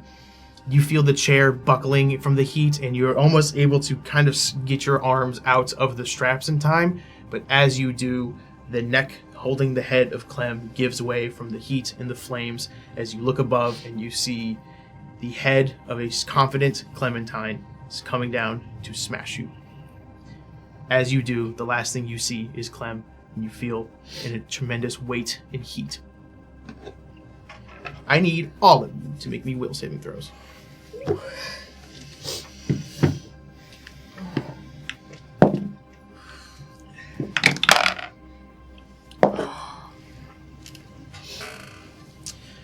What did everybody get? I got a solid 30. Okay. I got a 10 on the die for 19. Okay. I got a natural 1. Samesies. 8 on the die, and I'll add 8, so that's 16. 16. All right. Clem and Valia, you both passed. You three are fatigued. As you all wake up, you look around, you are back on solid ground. Except this is not the floor you fell asleep on. This looks like, almost like cobblestone. Looking around, there's a blue haze in the air as you see exactly what Chip described to you. Are wisps of people moving around. This town that you've never seen before, just completely engulfing you, and you see all 5 of you beginning to stand up. Where is he? Where'd he go? Valia's in a cold sweat on the ground. She flinches, but as she feels that she can move again, she just kind of lays there for a few moments, thinking, taking in what she just dreamt. Clementine's just looking at her hands, remembering the feeling of the blood and feeling that futility still in waves receding from the dream. And she's still like just heartbroken because she feels like she left that body there to rot alone. Chip, with his lens shut as he was preparing to be crushed, realizes that nothing is happening. And he widens his lens again, unclenches his fists, looking around, and says, "Oh, there you guys are."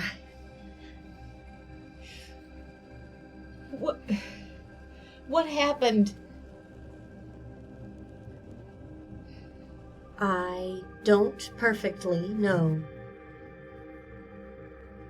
There's that skeleton man, and Yes, he's gonna get it the next time I see him. I saw him too. You did? Yes. And there was a fella that...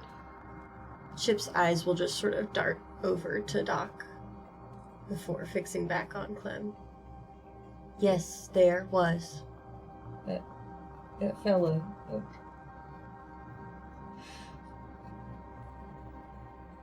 Are you okay, Doc? Vilden. His name's Vilden. Yeah. He's a good man.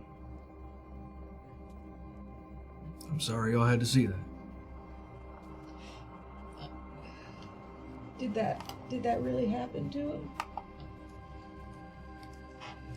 More or less. I'm sorry that happened. I appreciates that.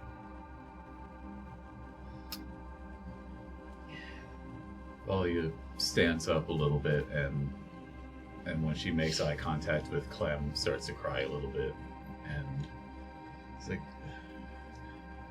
I think I dreamt about your farm.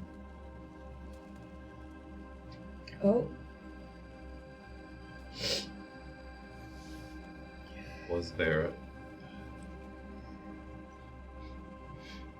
looking at Doc and hearing him confirm that whatever they went through was true, Valia assumes that most of that must have some sense of truth to it.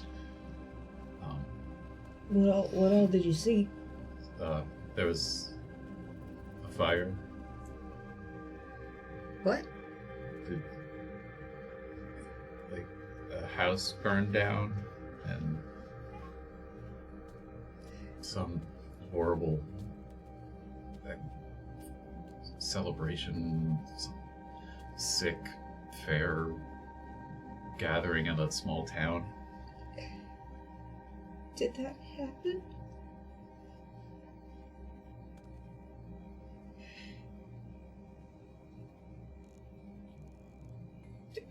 I don't know what happened to my family after I left. If what we saw happen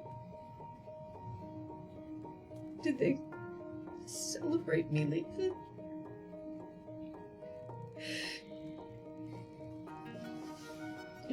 Well, he tries to just go up and hug Clem. She leans fully into it. What'd you see, Aster? Asher just on his knees, fully sunken into himself, not really paying attention to what anyone has said, and just staring at the ground. And I imagine that his moat is not floating above his head currently. There is no light in Aster. Doc's bottom right hand extends down to Aster. His bottom left over to Chip, and his two tops go forward to the two of you.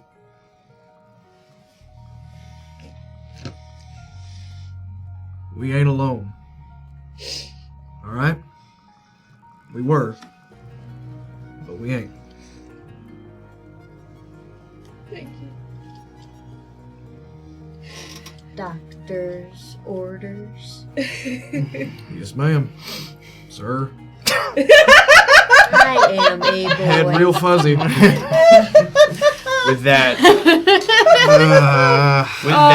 we are going to end this episode of Secrets Between the Stars. Oh, wow.